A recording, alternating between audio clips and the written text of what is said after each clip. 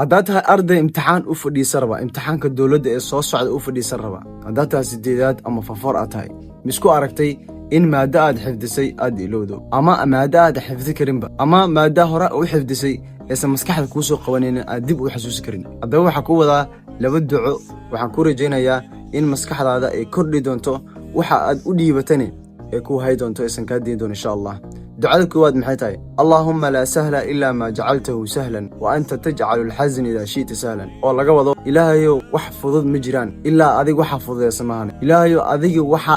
وحا كدي كرتا وح سهلا دعاء لبعض سبحانك لا علم لنا إلا ما علمتنا إنك أنت العليم الحكيم ومعنى ذا قوضو إلهي أذيك حمان كهوفا وحكستو حن إلهي وكهوفين إلهي وح علمي عليه أو أني عليه مجرو إلا ما علمتنا إلا أذيك وحا أدي برتي أو إفانزيسي oo igu naxariisto maani ilaahay adin waxa tahay midka wax kasta og oo adan xigmadiisa badan tahay